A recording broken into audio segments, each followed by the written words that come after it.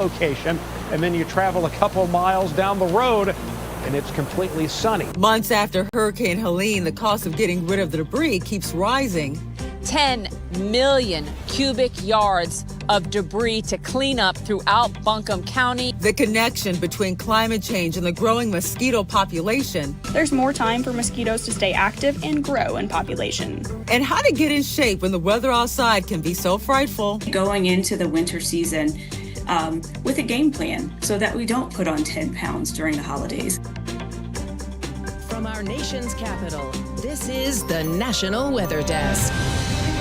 And good morning and welcome to the National Weather Desk. I'm Angela Brown. A record-breaking lake effect snowstorm is still pounding communities around the Great Lakes this morning. Several towns are already under several feet of snow, and in many places the snow will keep falling through the week. All that snow may travel near impossible across portions of Michigan, Ohio, Pennsylvania, New York. More than 5 million people in those states are under some kind of winter weather alert. Now, some places in Ohio along Lake Erie already have more than 56 inches on the ground. This is just a sample of what people found over the weekend. Cars completely covered in snow that was so deep it sometimes came up to people's waist or higher. As we said, cars and trucks were no match for that weather. This is I-90, which connects Erie, Pennsylvania to Buffalo, New York. Erie set an all-time daily snowfall record on Saturday. As of last night, more than 3 feet was on the ground. Another 1 to 2 feet is expected over the next few days.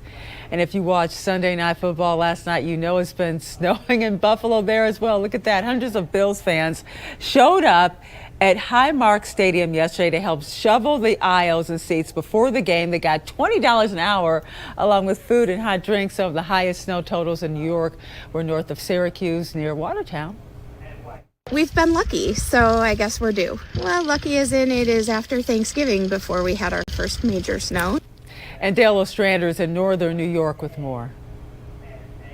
Across the northern part of New York, neighbors tell me they've been continuously getting hit with snow that just keeps on coming down. The snow here in Lewis County is up to my hip right now as well. But neighbors say they're excited to be able to get out and enjoy the snow.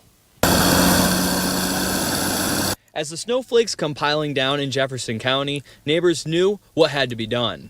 Start taking out those shovels and clear their driveways, or call someone else to help them out. Been actually pretty crazy. We've gone a couple years without a big storm like this, and it's been nonstop since the day after Thanksgiving.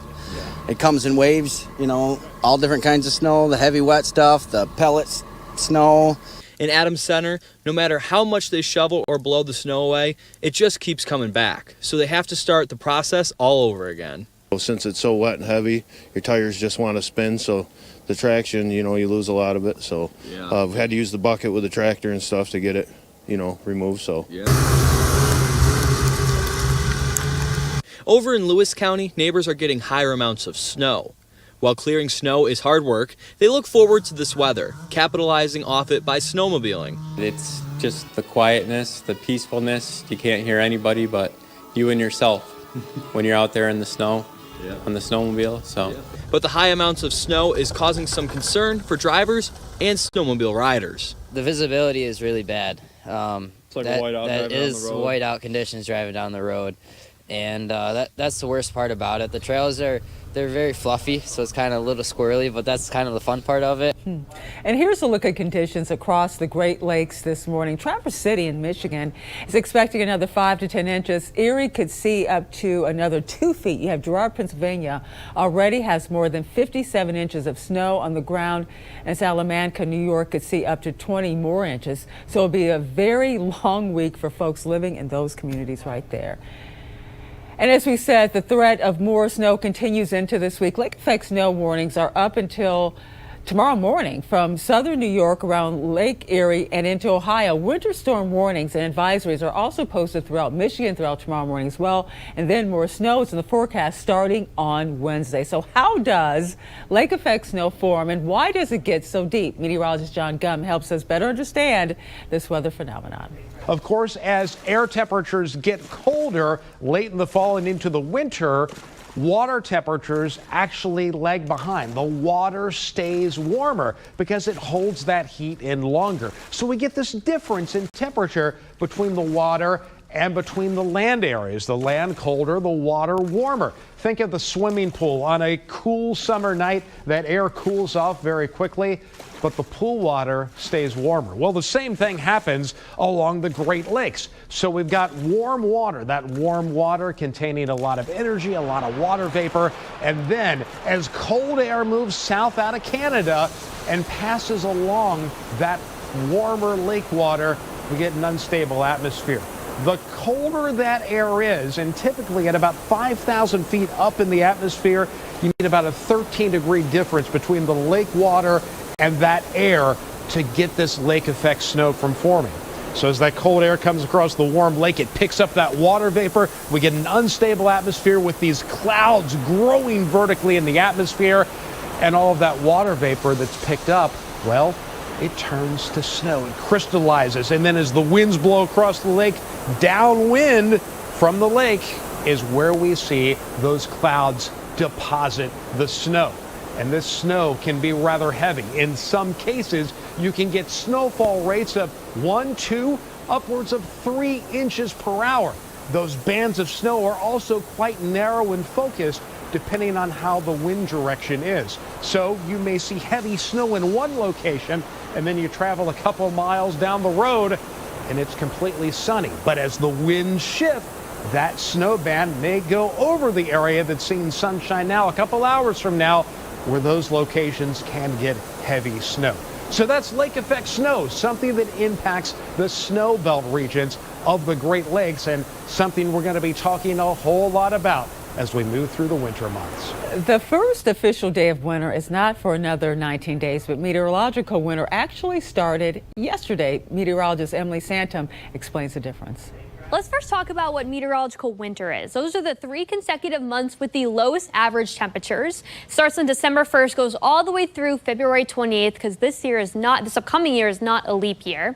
Astronomical winter, which is probably what you know at home as, that starts on December 21st, goes all the way through March 20th. That's the start of the winter solstice, which is when the tilt of the northern hemisphere is furthest away from the sun. It's actually the start to the southern hemisphere's summertime.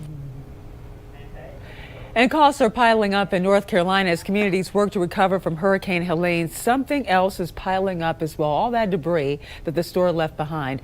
And as Kimberly King shows us, removing it all is a job unlike any other. This debris pile alone here in Inca Candler should measure probably more than a football field at this point. 45 trucks every day across Buncombe County are working to pick up debris. These are tractor trailers parked ready to get filled with collected debris. Contractors and subs separate out yard waste, trees and limbs getting hauled in these trailers. Willie Crouch lives on Starnes Cove Road in Candler. Like thousands of Buncombe residents, he's had to exercise patience with his tree pile sitting out front uncleared for nearly 2 months. We had our neighbors and a church come by, and they cut up everything here and piled it up on the curb for us. We just waiting. You know, that's basically all we can do. Work is happening all over the city of Asheville as well. The sites for drivers of debris trucks and those removing waste a common sight every weekday. The county has collected 300,000 cubic yards of debris. It's a fraction of the 10 million cubic yards there is in total from Helene. So there's a lot more to be done. We're talking about private properties, we're talking waterways, not just what you see on the side of the road as you're driving back and forth. And we're always posting stories like this along with great weather video on our social media pages. Over the weekend, we shared lots of video of that lake effect snow. You can see it first by following us on all of your favorite social media platforms, including Facebook, YouTube, Instagram, TikTok. Just search the National Weather Desk. And coming up on the National Weather Desk, the fight over plans to release water from Florida's largest freshwater lake, and the connection as well between climate change and the growing mosquito population.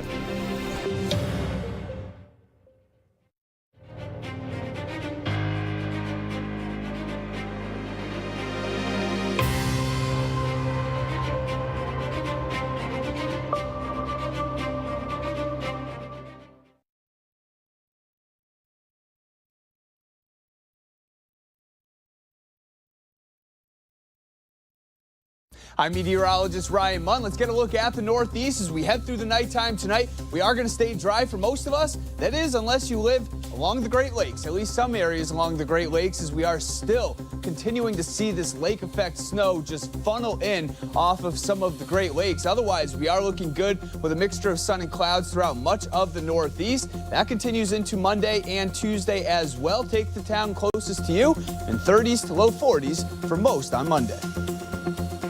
I'm Chief Meteorologist Gerard Jabali. Here's a look at the Mid-Atlantic region. We are going to stay dry and cold heading into this week. Your Monday is going to feature at least a lot of sunshine, nothing coming your way. Only those lake effect snow bands way off to the north. Not going to bring us any of that close to us anytime soon, but it will stay dry and sunny all the way through around Wednesday before our next storm system comes through. And again, temperatures will be cold, only getting to the 30s, maybe close to 40 degrees on your Monday. It'll still be chilly on Tuesday.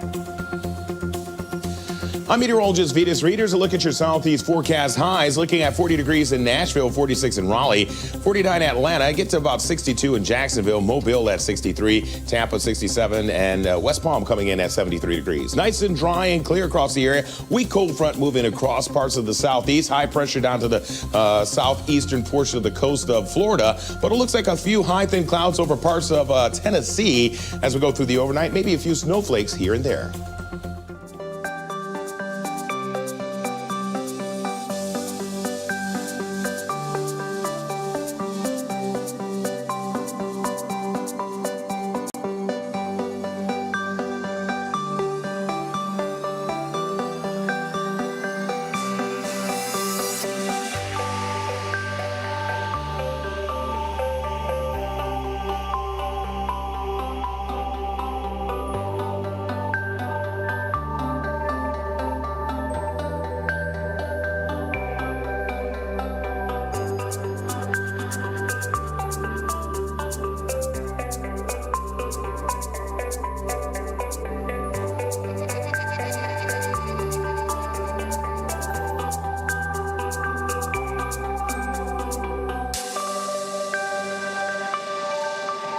Weather Window, presented by the National Weather Desk. More heavy lake effect snow greeted Erie, Pennsylvania Sunday, sending some folks a shoveling their roofs as well as driveways, sidewalks, and clearing off cars. Additional snow is expected across the Great Lakes today. In Portland, Oregon, a vibrant but foggy start to December. It cloaked downtown buildings, but the sky left room for a shimmery sunrise as the fog continued its travels. For more content like this, subscribe to the National Weather Desk's YouTube channel. As some regions in the U.S. experience warmer and wetter conditions more often than usual due to climate change, the length of time the mosquitoes are out and about is growing, and that's a problem on several different fronts. South Carolina meteorologist Jenna Warner takes a closer look. Climate change impacts more than just the weather and the climate, like a butterfly effect. One of those things is mosquitoes. Mosquitoes need warm, humid weather conditions to flourish, and as human-induced climate change causes the planet to slowly but surely warm, the period of time when mosquitoes are active and swarming you is lengthening. Dr. Shannon Ledoux is a senior scientist at the Carey Institute of Ecosystem Studies, and she tells me that as warmer conditions and increased precipitation impact areas due to the changing climate, there's more time for mosquitoes to stay active and grow in population. A lot of the things we talk about with climate change that don't involve big storm disasters are really hard for people to see how it might influence their daily life. But everybody's been bitten by mosquitoes, and everybody has, certainly in the eastern U.S., had that week or 2 weeks of the summer where you just can't go outside. Mosquitoes are too problematic. Mosquitoes also thrive in litter collecting and pooling water, such as discarded tires and bottle caps. This means litter and other human-created habitats assist the growth of mosquito populations and nuisance days. They are pretty good at optimizing habitat that humans create, which means they're a lot closer to humans. And thus more likely to bite humans. And so that's playing out kind of in parallel to the climate change. Taking a look at regions across the U.S., the Southeast has the most mosquito days of any region per year, making up 60% of the year, followed by the Deep South with half of the year being mosquito days. And we'll continue our look at the growing mosquito problem tomorrow with an examination into why efforts to eliminate these insects have failed.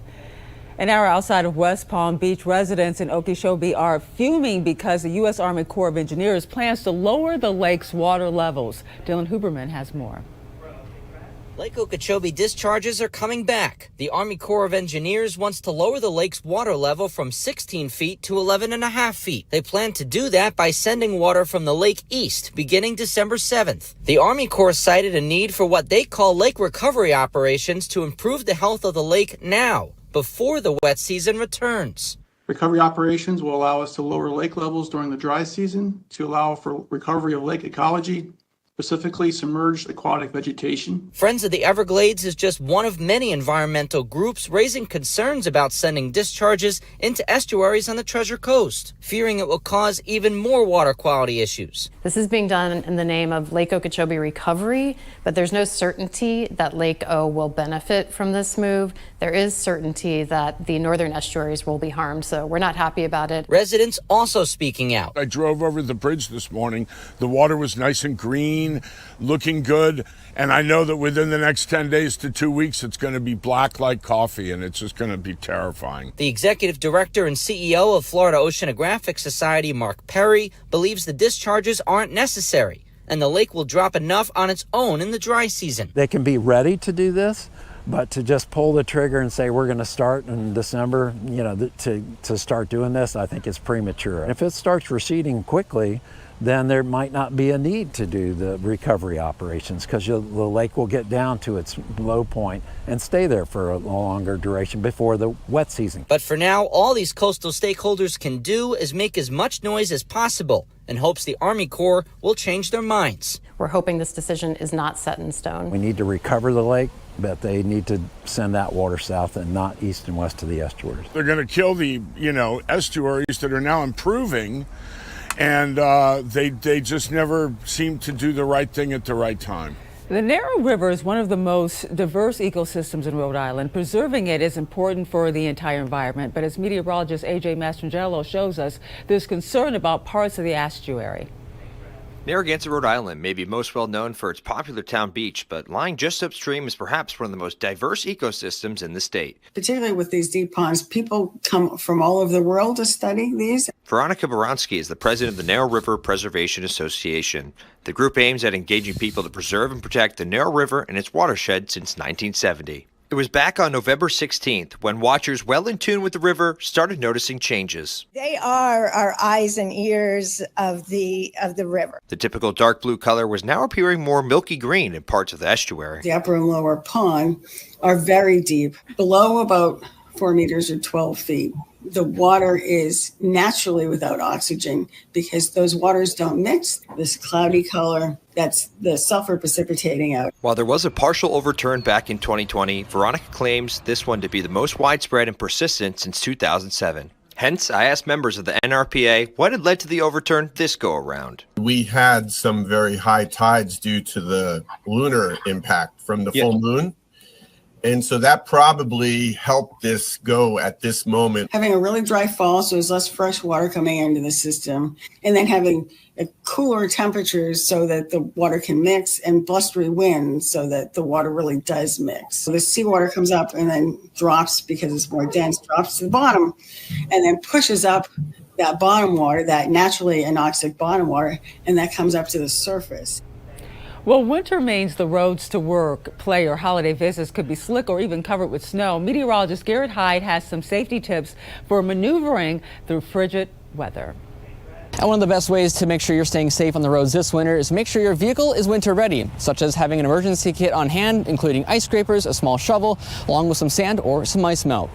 We've talked about making sure your wipers and defrosters are working and that your vehicle's fluids are topped off. But staying safe on the roads this winter starts where the rubber meets the road. Check your pressure, check it often. You want to make sure that you're maintaining proper inflation. That's going to help the tire make proper contact with the road. Make sure that you have tires within 6 years of age. And then checking your tread depths. A few things, you can do an at-home test with a penny, or you can bring it into any of the stores. And then if you have the option to do winter tires, that's the best case scenario. That's going to allow your vehicle to make the most contact with the road this holiday season. And even with some of the best tires, you're still going to need some extra space to brake. On average, it takes about 125 feet to come to a stop from full speed on a dry highway. Add some snow into the mix and it'll take nearly 500 feet to slow down your roll. What you don't want to do is underestimate the conditions. So be sure to take it easy this winter. Go slow, give yourself plenty of room to slow down, and give other drivers extra space. And we can all work together so everyone makes it safely to their destinations this winter. And as we go to break, a look at Rhode Island's Civil War era Fort Tabor Park.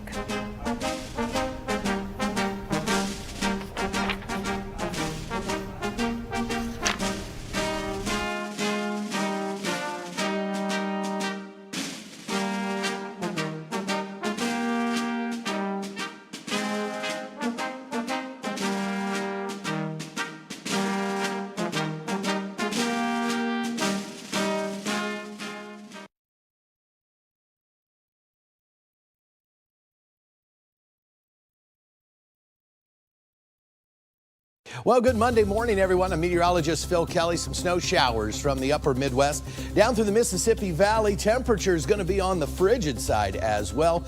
Mid to upper 20s to low 30s. We slowly start to warm up. We'll see some sunshine return into the Central Plains. We'll see temperatures near the freezing mark in Chicago and South Bend tomorrow. By Wednesday, we're back up in the 40s to low 50s across the region. Good Monday morning. I'm meteorologist Joe DiCarlo. Look at your forecast across the region, and we do have a few showers across deep South Texas. As far north as San Antonio, but most of the rain will be staying across the Rio Grande Valley. Otherwise, lots of sunshine to the north. Seasonally cool 40s, 50s, 60s, and 70s across Texas as we head into your Tuesday, staying seasonal, and we'll watch those showers across South Texas.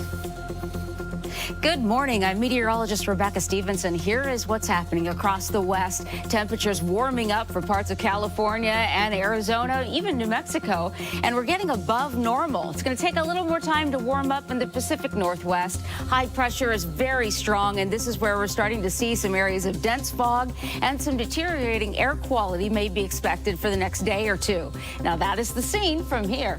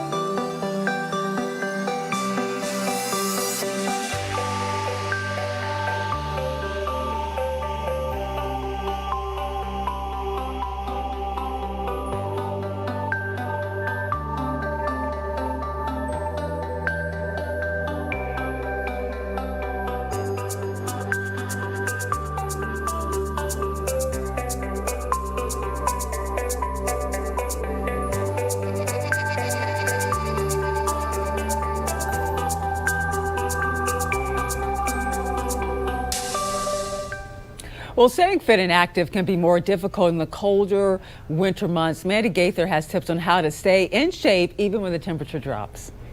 The days are shorter, the temperatures colder, and it can make staying healthy harder. So really going into the winter season with a game plan so that we don't put on 10 pounds during the holidays. Motivation to exercise can wane in colder temperatures, but Davis says it's still important to be active. She suggests switching up when you exercise to earlier, lighter times of day. Davis says it's also important to designate a time to be active each day. Routines can help keep you on track. And she says to be prepared to work exercise in. Maybe it's just walking around your home or apartment complex. Maybe it's walking up and down the stairs. Maybe it's doing just some chair yoga. There are so many free videos that you can find on the internet that will just make sure that you are moving, staying active. Davis says exercise during darker, colder months can also improve mental health, but she says it's also important to stay connected to others. This is also an opportunity to build community, come close to the folks that you know and love.